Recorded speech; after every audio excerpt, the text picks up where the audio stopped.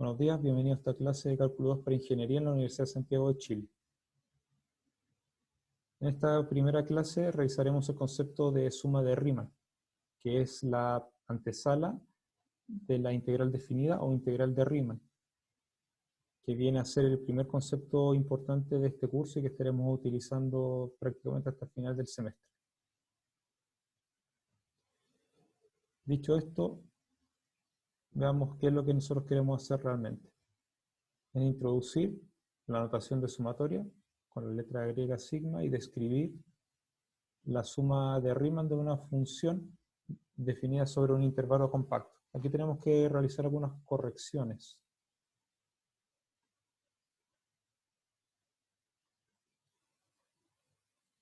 La primera, que Riemann está mal escrito, lo vamos a corregir ahora.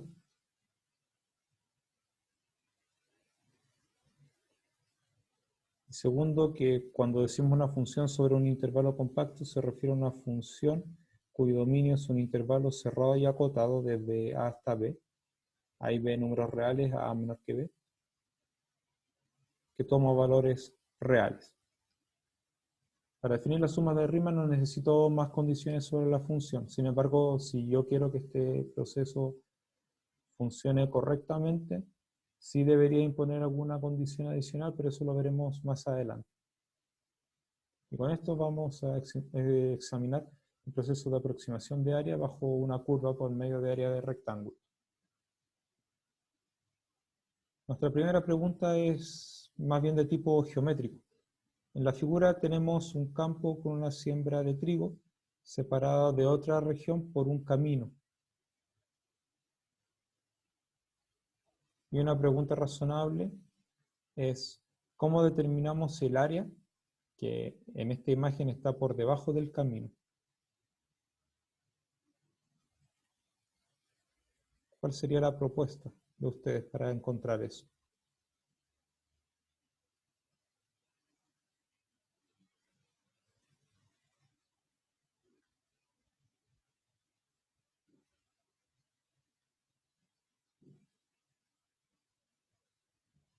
Una idea inicial, como podríamos ver, es usar figuras conocidas para aproximar el área que nos interesa.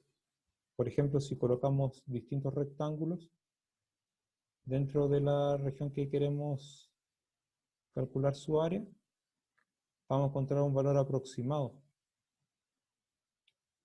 para el área de la figura. Y si nosotros colocamos cada vez más rectángulos en los espacios pequeños que nos quedan, deberíamos tener una aproximación cada vez mejor. Y esta idea de aproximar un área usando rectángulos de cierto tipo es precisamente lo que vamos a hacer para definir la integral de una función.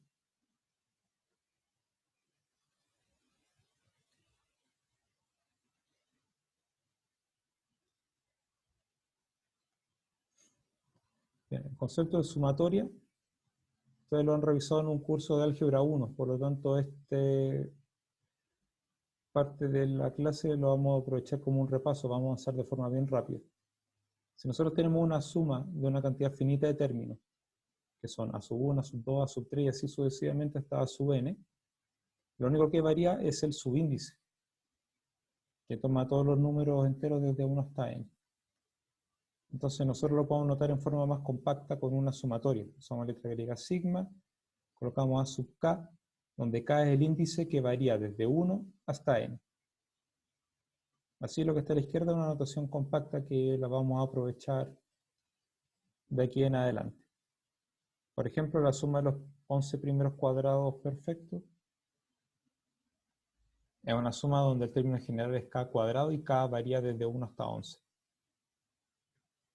Otro ejemplo donde tenemos una función definida por lo menos sobre los números desde 1 hasta 100 y que toma valores reales.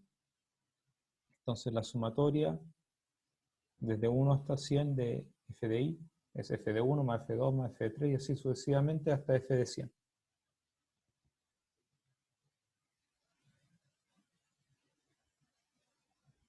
Como la suma de números reales cumple con ciertas propiedades, Algunas de estas se pueden pasar a la sumatoria. Por ejemplo, la sumatoria de una suma es igual a la suma de las sumatorias, lo mismo con la diferencia. La sumatoria de un término general multiplicado por una constante, se puede factorizar la constante y eso se ve reflejado en que la sacamos de la sumatoria.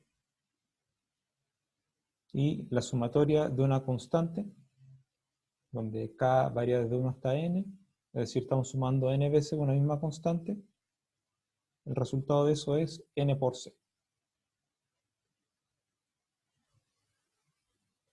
Como ejemplo, una misma suma finita se puede expresar como sumatoria de varias maneras. Así, la suma 1 más 3 más 5 más 7 más 9, ustedes pueden reconocer el término general como 2k más 1.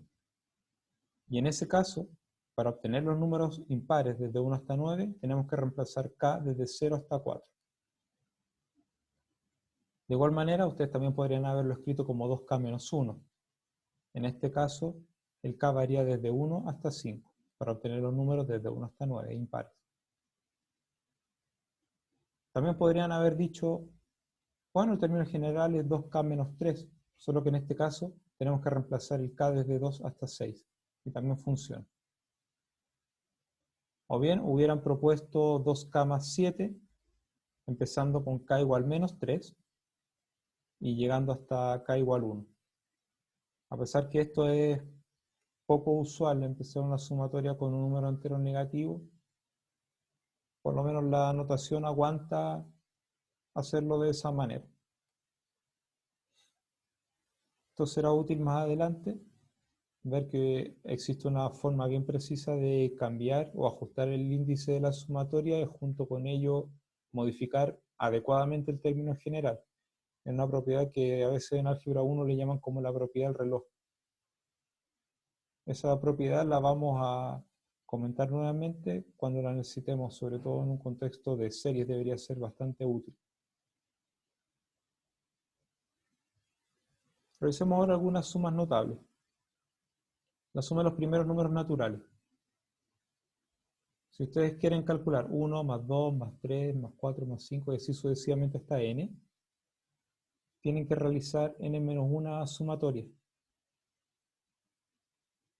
Y eso es muy largo de hacer, sobre todo si tuviéramos una alternativa que nos permite llegar al resultado usando muchas menos operaciones. Por ejemplo, si tuvieran que sumar los números desde 1 hasta 100, tendrían que realizar 99 sumas. Sin embargo, si conociéramos una fórmula más simple para ello, con menos operaciones, nosotros preferiríamos realizar menos operaciones para llegar al resultado correcto. Y la fórmula es lo que está a la derecha. Esto es típico como primer ejercicio de inducción matemática para demostrar que esto se cumple. Así que nosotros vamos a quedar como que la sumatoria de k, desde k igual a 1 hasta n, es decir, la suma de los primeros números naturales, es igual a n por n más 1 sobre 2. La suma de los primeros n cuadrados perfectos, o sea, desde 1 hasta n, también tiene una fórmula que hace las cosas más simples, que es n por n más 1 por 2n más 1 sobre 6. Y aquí vamos a recordar que la suma de los cubos de los primeros n números naturales también tiene una fórmula que vale la pena escribir porque es simple. La suma desde k igual 1 hasta n de k al cubo, es decir, la suma de los primeros cubos perfectos, es n cuadrado por n más 1 al cuadrado sobre 4. Vamos a observar a modo de curiosidad, que más bien podría ser una coincidencia o algo así, un fenómeno que no ocurre muy seguido, que n por n más 1 sobre 2, la suma de los naturales, elevado al cuadrado me da la suma de los cubos. Podemos decir que es una suerte como de joya aritmética porque no pasa muy seguido, que digamos. Pero ahí está. Finalmente, en este repaso, la suma de una progresión geométrica. Ustedes tienen una progresión geométrica con razón R, donde R es distinto de 1. Esta condición la vamos a sacar porque estrictamente hablando no es necesario para lo que queremos hacer. Si la razón es distinta de 1, la suma de una progresión geométrica, r elevado a i, donde i varía desde 0 hasta n, es decir, 1 más r cuadrado más r cubo y así sucesivamente hasta r elevado a n, tiene la fórmula que podemos ver, r elevado a n más 1 menos 1 en el numerador y r menos 1 en el denominador. Según el caso, esta fracción la podemos escribir de una manera distinta, multiplicando numerador y denominador por menos 1. Tenemos 1 menos r elevado a n más 1 sobre 1 menos r. Esta fórmula la vamos a usar de esta manera en algún contexto, así que la vamos a dejar anotada.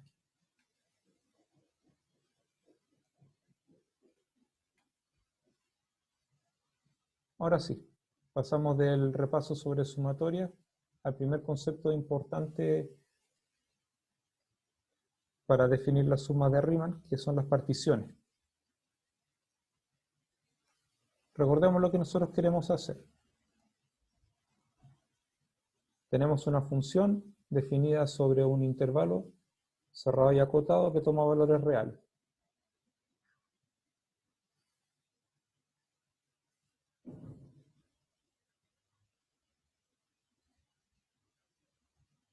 Lo que estamos graficando ahora. Por un asunto de simplicidad, vamos a suponer en la figura que la función es continua y toma valores positivos. Solo para que la explicación sea más simple.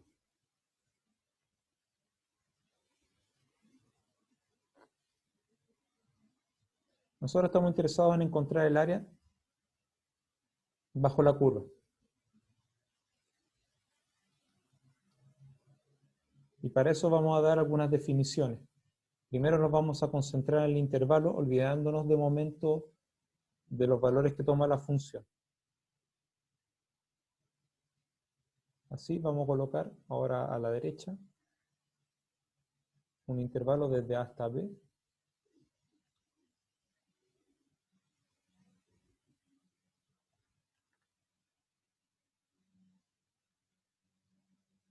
Así tenemos el intervalo desde A hasta B, de manera tal que A es menor que B, porque así es como se notan los intervalos. Siempre el extremo izquierdo el número menor, el extremo derecho el número mayor, no puede ser al revés. Y tampoco puede ser A igual a B porque el intervalo se reduce a un punto, que no es lo que nosotros estamos interesados en analizar. Vamos a elegir n-1 puntos, una cantidad finita de puntos, dentro del intervalo. Y los vamos a considerar en orden. Para la explicación vamos a colocar 3 puntos intermedios, un punto aquí y otro aquí. Entonces son 3 puntos intermedios, dividen el intervalo en 4 partes, así que nuestra explicación va a ser n igual a 4. Así que los puntos intermedios van a ser x1, x2, x3, el a lo vamos a llamar como x sub 0, y el b lo vamos a llamar como x sub 4. Así que tenemos los puntos en orden creciente, x sub 0, menor que x sub 1, menor que x sub 2, y así sucesivamente hasta x sub n, en la figura x sub 4, y x sub 0 igual al extremo izquierdo a, y x sub n igual al extremo derecho b. A ese conjunto finito de puntos, incluidos a y b, se le llama una partición del intervalo a, b. Y el nombre se justifica porque efectivamente parte o divide el intervalo a, b en n subintervalos. Los extremos de los subintervalos son términos consecutivos en esta sucesión finita de puntos. Así tenemos un intervalo i sub 1, i sub 2, i sub 3, i sub 4, y por ejemplo el tercer intervalo, el i sub 3, es el intervalo que va desde x sub 2 hasta x sub 3. Observe que el subíndice para este intervalo, el i sub 3, es justamente el subíndice del extremo derecho. Así que ya sabemos cómo ir numerando los intervalos. El ancho de un intervalo siempre es el extremo derecho menos el extremo izquierdo. Por ejemplo, si un intervalo es desde 2 hasta 7, el ancho del intervalo o la longitud del intervalo o el largo del intervalo, según cómo se lo encuentra en el contexto, va a ser 5. El intervalo de 2 hasta 7 tiene longitud 5. ¿Y cómo se tiene ese 5 a partir del 2 y el 7, que son los extremos? Simplemente restando 7 menos 2, el extremo mayor menos el extremo menor. La norma de una partición la vamos a definir como el mayor de estos anchos. En la figura el intervalo mayor es el tercero. Entonces la norma de la partición en la figura no es más que x sub 3 menos x sub 2. ¿Por qué es interesante conocer la norma de la partición? Porque vamos a estar interesados más adelante en que todos los intervalos sean pequeños. Y una forma de controlar que todos los intervalos sean pequeños es básicamente recurrir al intervalo más grande y asegurarse que él sea pequeño. Si el intervalo más grande es pequeño, naturalmente todos los otros intervalos también van a ser pequeños. Y un caso especial, no tiene por qué ser así siempre, de hecho aquí arriba no ocurre, pero un caso especial en que todos los subintervalos tengan el mismo ancho, entonces el ancho común es el largo del intervalo sobre n. Esto es natural que ocurra así, porque si el largo total es b menos a, se tiene que repartir en n partes iguales, cada una de las partes mide b menos a sobre n. Y aquí hay algo adicional que vamos a indicar. Si todos los intervalos son del mismo ancho, no solamente hay un ancho común, sino que además los términos de la partición forman una progresión aritmética.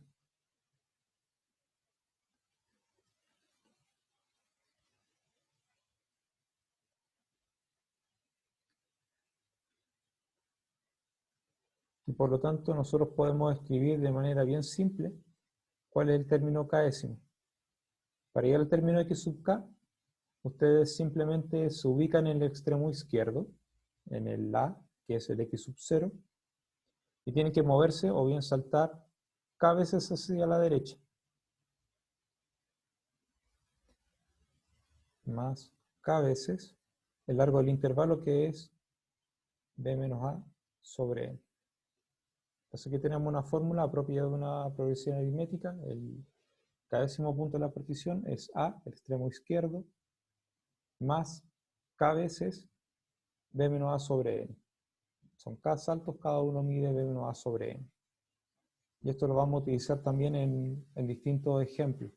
Así que es conveniente recordar esta fórmula.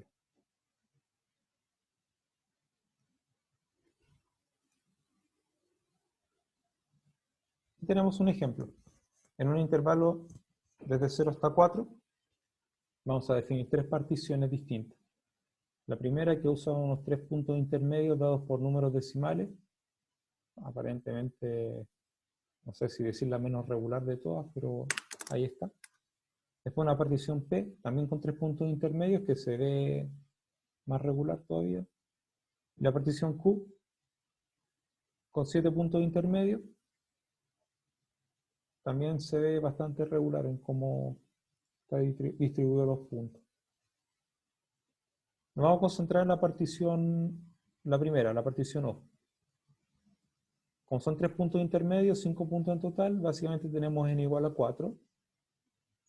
Son 4 subintervalos que se obtienen con los términos consecutivos de la partición. Y los anchos asociados, esto lo pudimos verificar antes de la clase, los cálculos son correctos, se obtiene restando el número de la derecha menos el número de la izquierda. Por lo tanto, la norma de la partición, el mayor de estos anchos, es el delta x sub 2. A modo de ejercicio, para que ustedes lo puedan revisar después, escribir los subintervalos definidos por P y Q, los anchos correspondientes y determinar la norma de cada una de esas particiones.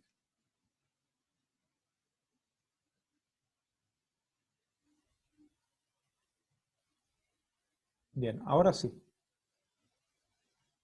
tenemos una función definida en un intervalo a, b con valores reales. Ya hemos trabajado con el intervalo a, b definiendo lo que es una partición y algunos elementos asociados. Ahora sí vamos a tomar en consideración el gráfico de la función. Para lo cual vamos a colocar un ejemplo de referencia.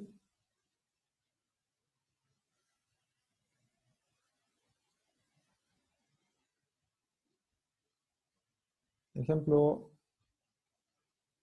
para simplificar la explicación, vamos a asumir que la función es continua y toma valores positivos. Sin embargo, esto no es estrictamente necesario para que todo esto funcione correctamente.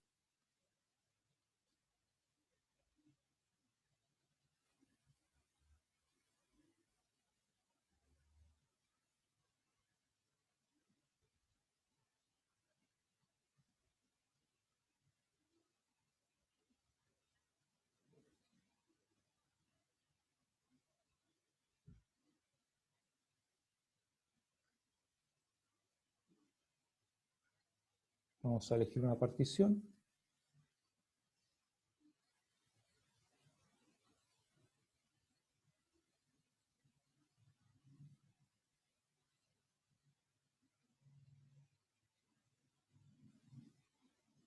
Se puede construir una suma que aproxime el área debajo del gráfico de la función. Aquí vamos a corregir esto.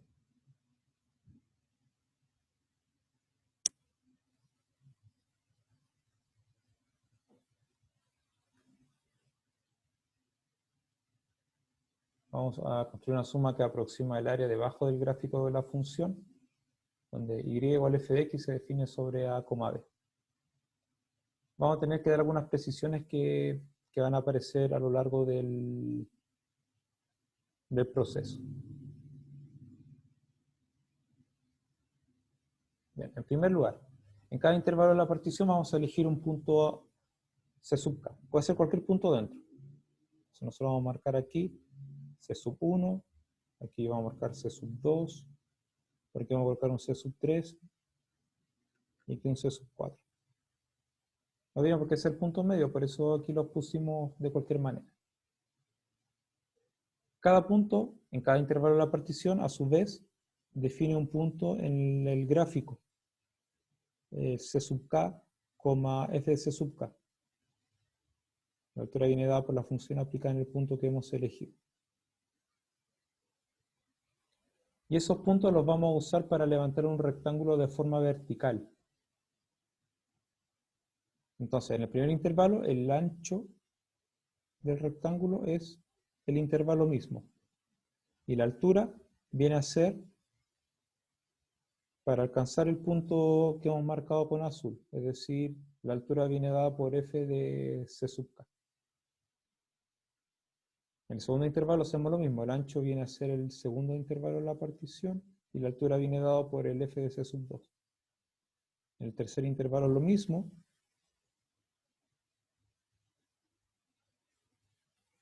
Y en el cuarto intervalo lo mismo.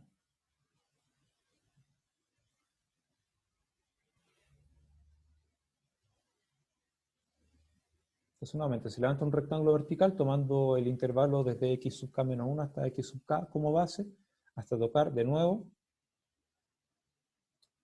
el gráfico de la función en el punto c sub k, f de c sub k. Estos rectángulos pueden estar arriba o debajo del eje x. En la figura están todos arriba porque la función toma valores positivos, dependiendo si f de c sub k es positivo o negativo. ¿Qué pasaría si el f de c sub k fuera igual a 0?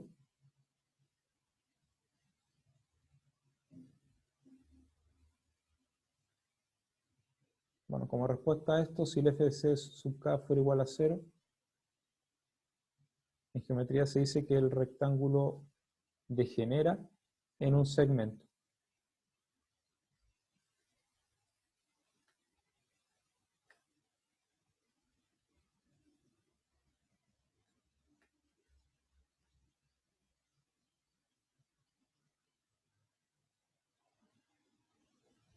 Si pensáramos después en el área de un segmento se considera como 0. Y bien, ahora que tenemos estos rectángulos, puedo calcular el área de cada uno de ellos. Por lo menos en la figura podemos ver que el área es el ancho del intervalo por un f de c sub k. Así que todo funciona bien. Sí, el producto f de c sub k por delta x sub k, cuando f de c sub k es mayor que 0, representa el área del rectángulo en el késimo intervalo de la partición, que está con azul en la figura. ¿Qué pasaría si el producto fuera negativo?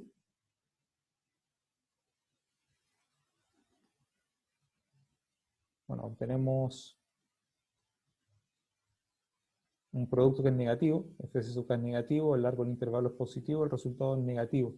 Así que obtenemos el negativo del área del rectángulo.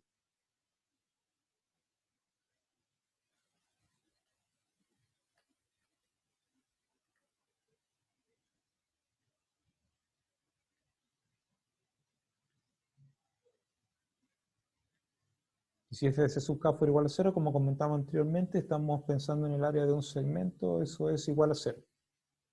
Y finalmente, se suman los productos. Tenemos las sumatorias de k igual a 1 hasta n, de f de c sub k por delta x sub k, es lo que vamos a llamar más adelante como suma de Riemann, para la función, la partición y los puntos c sub k elegidos. Entonces la figura de esta sumatoria no es más que el área total de los rectángulos. Y ahora, antes de seguir, vamos a manipular convenientemente los c sub k. En primer lugar, vamos a buscar que los rectángulos tengan la menor área posible. Entonces, si nos ubicamos en el primer intervalo, y estamos buscando que el área sea lo menor posible, tenemos que considerar en el primer intervalo el extremo izquierdo, porque es el punto más bajo en el gráfico. Tenemos así el rectángulo con verde. En el segundo intervalo, tenemos que considerar, para que el rectángulo sea lo menor posible, mover el punto C sub 2 hacia la derecha.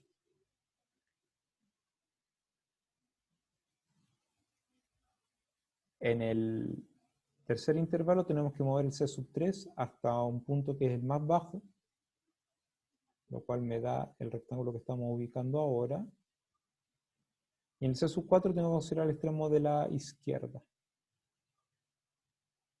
Y así lo que está con verde es el menor valor posible para una suma de Riemann, dada la función y dada la partición, y ustedes solamente tienen libertad para mover el C sub k. Lo que está con verde es lo menor que podrían obtener.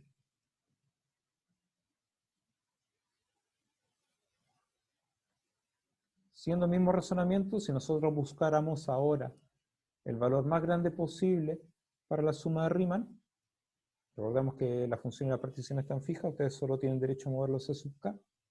La idea sería mover los C sub k de manera que el punto correspondiente en el gráfico esté lo más arriba posible.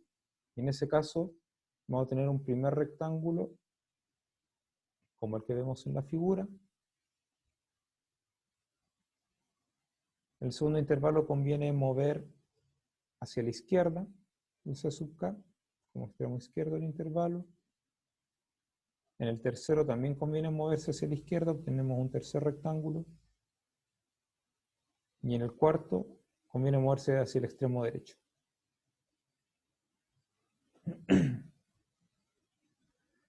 Lo que está indicado con verde lo llamaremos como suma inferior para la función y la partición. Y lo que está con naranjo como suma superior. Estos conceptos aparecen mencionados en algunos ejemplos y ejercicios más adelante en esta y en la siguiente clase, pero no se le dedica el tiempo adecuado como para dar la definición o ver de dónde proviene, así que este es buen momento para hacerlo ahora. Y sin ánimo de dar una definición universal, vamos a notar entonces como suma inferior para la función y la partición. Eso siempre es menor o igual que la suma de Riemann.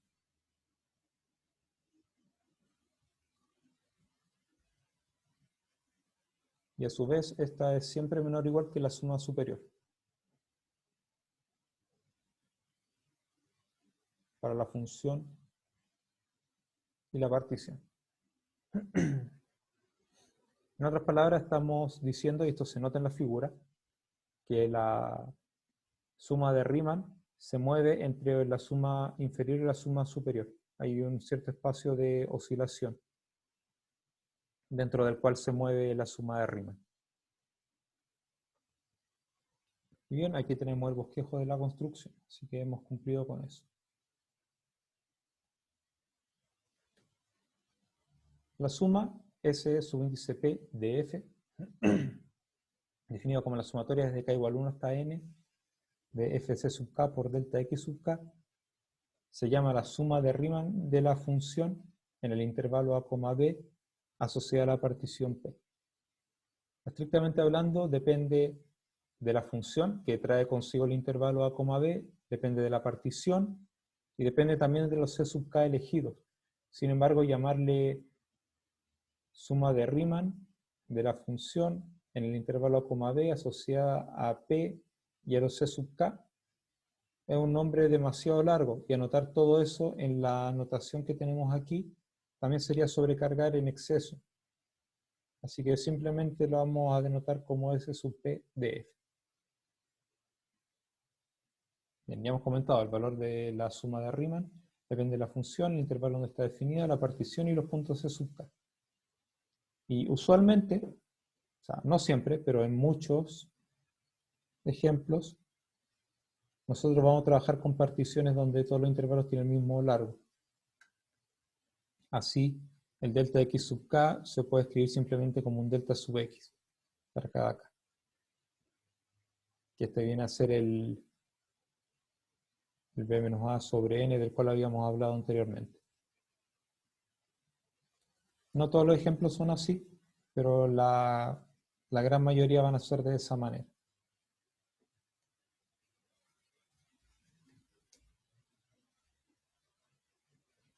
Y bien, a través de un problema, nuestro objetivo va a ser aproximar el área entre los ejes de coordenada y el gráfico de una función.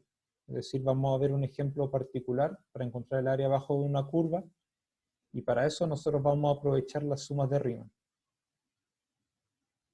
Vamos a considerar la parábola definida como y igual a 1 menos x cuadrado, es una parábola orientada hacia abajo y que limita una región en el primer cuadrante. Esa región son todos los puntos x, y en el plano cartesiano, donde x se mueve entre 0 y 1, y para un valor particular de x, el y se mueve entre 0 y 1 menos x cuadrado. Vamos a dar un valor aproximado para el área usando n rectángulos del mismo ancho. Aquí en la figura vemos un ejemplo de eso, donde además estamos utilizando lo que hemos llamado como una suma inferior. Así que esta aproximación por rectángulos es menor de lo que nosotros quisiéramos calcular, que es el área de toda la región.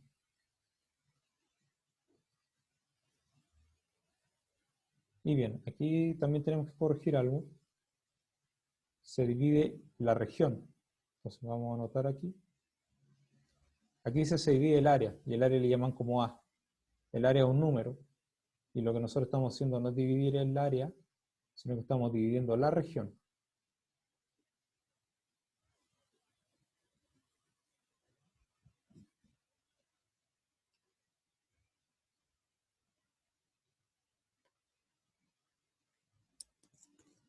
En n rectángulos del mismo ancho, que tenemos la imagen de eso.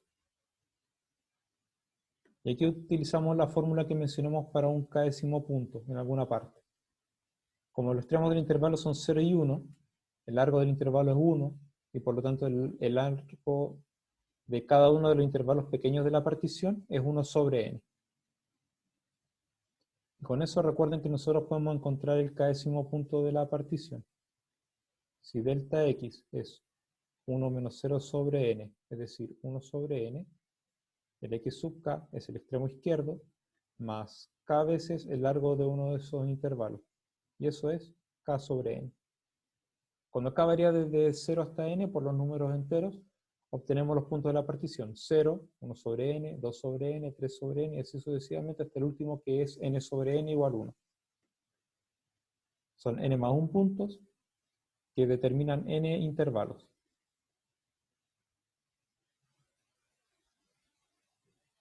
Para facilitar el cálculo construiremos una suma de Riemann particular llamada suma inferior. Esto ya lo hemos explicado entonces. Y la suma inferior,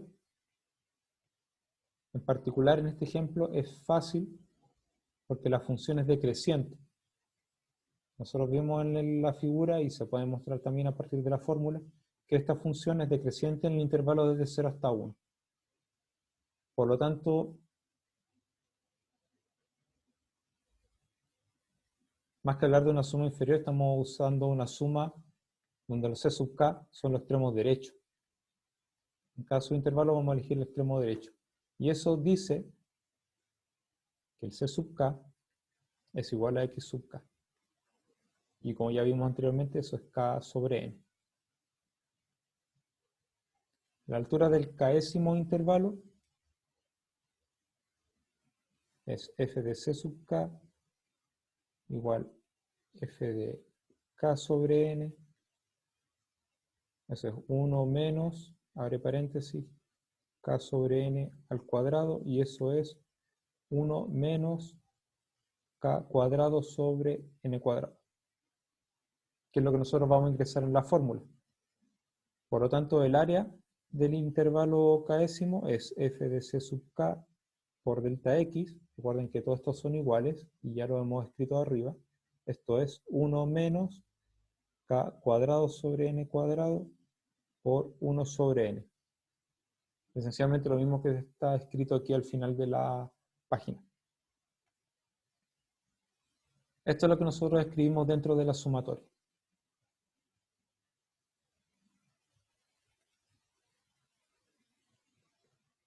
Así que usando lo anterior y una suma notable, es decir, vamos a trabajar con el término general de la sumatoria y nos percataremos que se puede calcular esa sumatoria.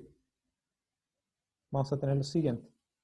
La suma de Riemann, la sumatoria del término general f de c sub k por delta x, ya lo escribimos explícitamente. Esta es la sumatoria desde k igual 1 hasta n de 1 menos k cuadrado sobre n cuadrado, esto multiplicado por 1 sobre n. Aquí hay varias opciones, como por ejemplo, este 1 sobre n es constante para la sumatoria, lo podríamos sacar y trabajar con lo que está dentro. O bien lo que hacen aquí es simplemente distribuir el 1 sobre n como factor a los dos que están dentro, y hoy obtenemos la sumatoria de 1 sobre n menos k cuadrado sobre n cubo. La sumatoria de 1 sobre n, bueno, estamos sumándolo n veces, así que me queda n sobre n igual a 1. Todo bien hasta ahí. Menos el n cubo del denominador es constante para la sumatoria, así que lo puedo sacar de ahí. Me queda 1 sobre n cubo. Por la sumatoria de los cuadrados desde 1 hasta n, que tienen la fórmula que comentamos anteriormente. Y aquí, al multiplicar, me queda 1 menos esta expresión. Quizás para no tener exponentes tan grandes, podríamos simplificar un n, si a ustedes les parece bien. Y en realidad en este estado ya es posible calcular, o sea, tener la expresión y probablemente hacer algo interesante con ella. Si lo hacemos así, distribuimos, aquí me quedaría 2n cuadrado más 3n más 1 sobre 6n cuadrado. Es lo mismo a lo que estaba indicado arriba.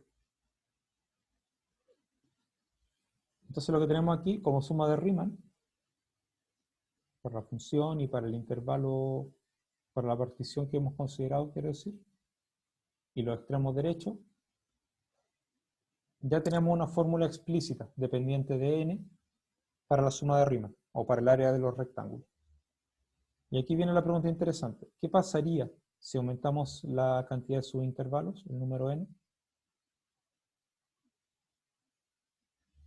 Para responder a esta pregunta, conviene regresar a la figura anterior. Intuitivamente, Si agregamos más y más subintervalos, si dividimos cada vez en más, los rectángulos se hacen cada vez más delgados y aparentemente la aproximación cada vez es mejor. Es decir, siempre estamos aproximando por debajo, pero aparentemente las sumas van subiendo, van siendo cada vez mayores, sin pasar del área que estamos interesados en calcular. Y el error que estamos cometiendo, que es lo que se alcanza a ver con azul en la figura, aparentemente ese error es cada vez más pequeño. Por lo tanto, pareciera que un proceso de límite sobre lo que hemos calculado nos permitiría encontrar el área bajo la curva. Veamos entonces si pasa esto. Debido a la expresión explícita que tenemos para la suma de Riemann en función de n, podemos calcular el límite cuando n tiende a infinito. Y esto se puede hacer aquí, o bien habiendo simplificado los n, o incluso se puede calcular sin haber multiplicado el n más 1 por 2n más 1. Lo interesante es que este límite es calculable. En la fracción el límite es 1/3, y 1 menos 1/3 es 2/3. Con lo cual, este límite representa, como ya hemos comentado, el área de la región R. ¿Qué sucede con la solución del problema? Si tomamos una suma superior, no vamos a realizar todos los cálculos, pero volveremos sobre la figura anterior y realizaremos esa discusión.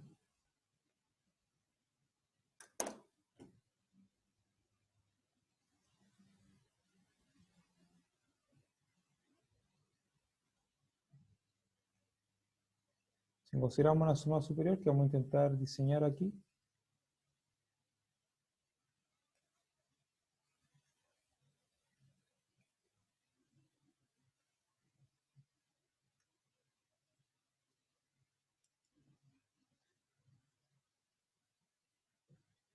vamos a aprovechar que la función es decreciente, entonces la suma superior, como podemos ver, se hace, bueno, para una misma partición, tomando los extremos de la izquierda. Bueno, esto sí. Tenemos que elegir los extremos de la izquierda. Estamos calculando en realidad, bueno, aquí vamos a completar el rectángulo que faltaba.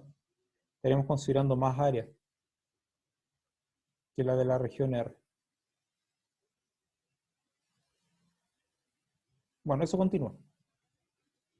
Estaríamos realizando una aproximación por arriba del área que nos interesa calcular. Ahora veamos rápidamente cómo se refleja en los detalles. Bueno, la primera parte es esencialmente la misma, realizando la corrección que hicimos aquí arriba. Los anchos de los intervalos siguen siendo los mismos, los puntos de la partición también. Aquí cambia por una suma superior, que dado que la función es decreciente, significa tomar los extremos de la izquierda. Entonces vamos a escribir rápidamente. Delta x sigue siendo 1 sobre n. X sub k sigue siendo k sobre n. Pero ahora que estamos considerando el extremo izquierdo, hay un pequeño cambio sobre el c sub k.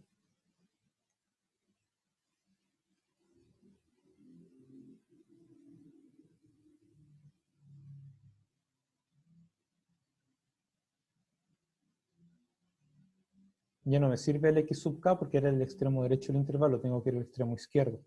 Esto es x sub k menos 1. Es decir, vamos a tener k menos 1 sobre n.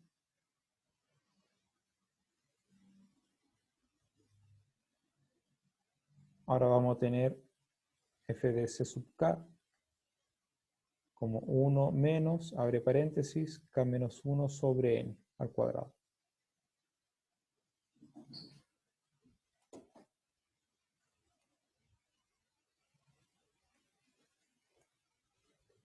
Ahora tenemos, usando lo anterior, esta fórmula cambia ligeramente. Aquí en vez de k va a ser un k menos 1. Aparentemente la sumatoria va a quedar un poco más difícil, sin embargo se puede hacer ya sea con toda la parte algebraica o ajustando aquí el índice de la sumatoria. Cualquiera de las dos opciones sirve. vamos a llegar a una expresión distinta. En realidad no muy distinta. Pero lo importante es que al aumentar el número subintervalos, es decir, calcular un límite cuando n tiende a infinito, el límite de la expresión que me quede va a seguir siendo 2/3. Así, si aproximamos por abajo, tenemos un límite que es 2/3. Si aproximamos por arriba, el límite también es 2/3. Y eso en general nos va a decir que el proceso funciona correctamente para obtener el área. Y como tercera pregunta que aparece aquí, si se puede generalizar el procedimiento en los casos en que no se tiene una expresión explícita de la suma de Riemann.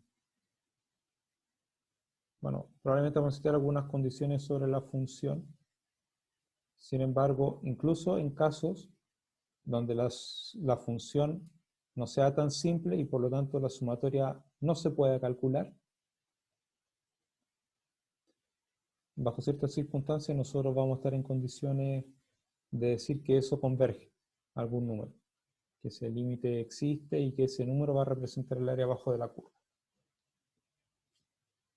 Bien, vamos a dejar la clase hasta este punto.